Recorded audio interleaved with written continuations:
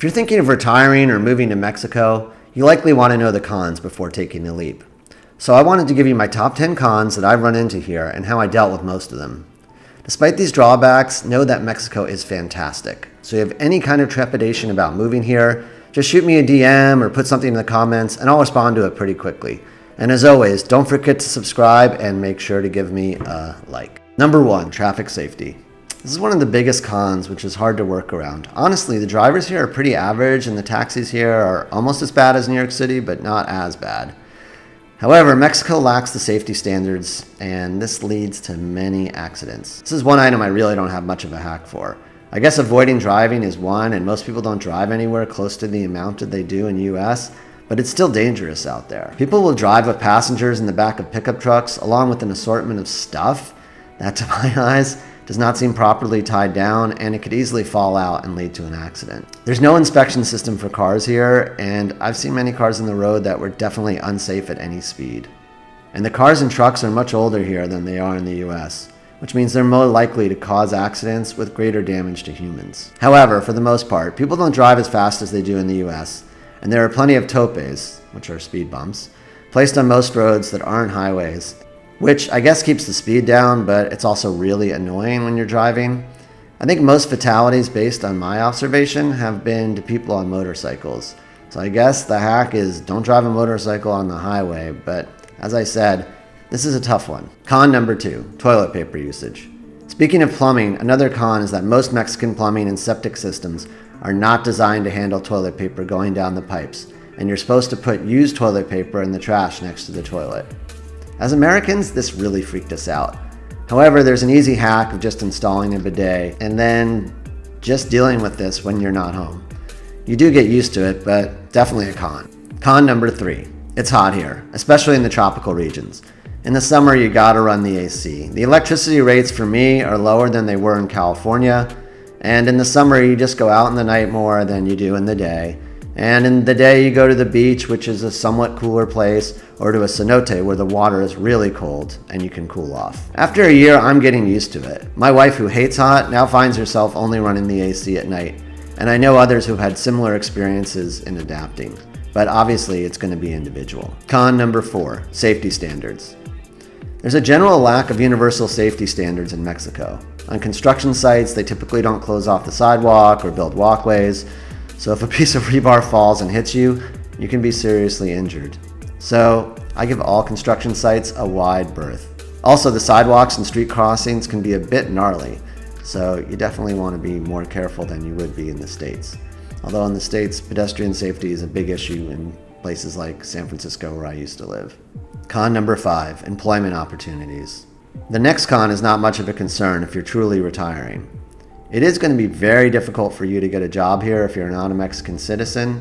Even if you get a job, the pay is going to be much less than what you're accustomed to in the US.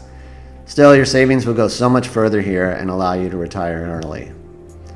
You can also still work remote, and that's what a lot of expats do, and you get the best of both worlds. Con number 6, ordering stuff. You can't get many higher quality items from the US here in Mexico, at least not at a reasonable price, and you can't get them quickly. For example, when I went to purchase my nice desk chair, I couldn't find one here in Mexico, so I ordered a steel case chair to be imported. The chair was $500 in the US, but it ended up costing me about $700 due to import duty and shipping charges. There are definitely ways around this one, as you can buy furniture from other expats, but to be fair, it's not as readily available as it is in the States. And in many cases, you could also have furniture made, but obviously that takes a lot longer than just ordering from, say, Costco, which has a selection of US type quality goods, but as always with Costco, you're not going to get a ton of variety. So you may have to shop around to get furniture and stuff like that, which can be frustrating. Also, when you order stuff on Amazon, we were used to getting it like the next day or same day delivery, which was so convenient.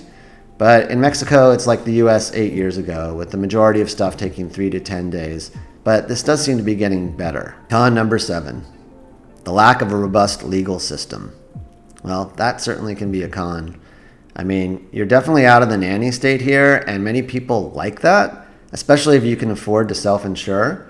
For example, if you want to skydive, It's much cheaper here than the US. But if your parachute doesn't open, good luck trying to sue, besides the fact that you're probably dead, and chances are the skydiving company doesn't carry full insurance. The solution here is just don't do any type of experiences where you can't afford the damages, and don't take risks that you don't want to take, like skydiving. The most typical thing that might impact expats is on bigger purchases, such as buying a house. There are many stories here of sketchy developers keeping deposits for unbuilt buildings, or people buying property that wasn't actually for sale. Mexico has a robust legal system for the registration of properties, but it's still vital to get a real estate agent you trust, with references as well as a legitimate title agent. Con number 8, it's noisy. Mexican culture is centered around group outdoor experiences. It seems odd to us, but they love to blare music wherever, whatever, all the time, every place, especially in stores and restaurants. In some neighborhoods, vendors drive around with megaphones promoting their products at all hours. Dogs bark a lot, and from what I understand, there are very few noise statutes.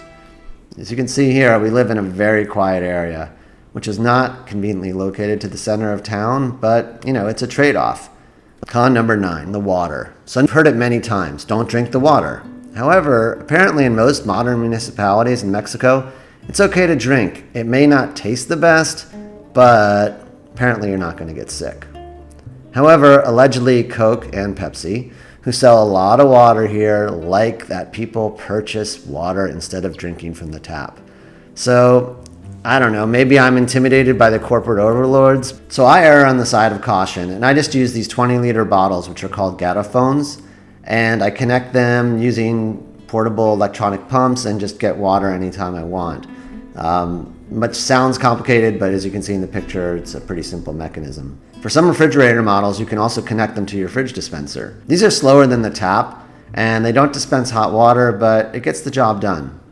You can also hook up a reverse osmosis filter and a tank to each tap if you want to spend a bit of money to solve the problem permanently, but honestly for me it's not a big deal, but it is more work refilling these than in the States, where you don't have to do anything. Last con number 10, getting dengue fever. We get more mosquito bites here than in the US. I mean, it's not a huge revelation because we're in the tropics, but it's definitely a con, and it sort of sucks, pun intended.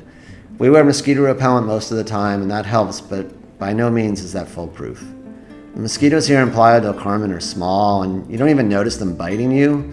On the plus side, you don't hear them buzzing around your ear in the middle of the night. On the minus side, they can give you dengue. I've done some research here, and there's a study indicating that you have a 1% chance of getting dengue every month you're in a tropical area of Mexico, and I do have friends who have gotten it. Still, based on that low percentage, you're looking at about, I use ChatGPT to figure this out. About every 10 years, you're going to get dengue, most likely, over 75% chance. So that's not awful, but it's not great. It's not considered a deadly disease for adults with access to healthcare, and from what I've seen, there are no long-term issues. But apparently, it can be a terrible week when you come down with it. There's only a vaccine for those who have already had dengue, and nothing that is generally recommended to not get dengue, other than avoiding the mosquitoes. So, unfortunately, there's no solution for this one. So there you have it, the top 10 cons I found in Mexico. As you can see from the list, I don't think this list is any worse than any given country, and nothing here has made me want to go back to the States. So, if you can get past the cons in the video, please come on down to Mexico. I would love it if you put some comments on what you think of the list, and if you have any questions about the stuff I said here. Also, don't forget to subscribe and like, and I'll see you guys in the next one.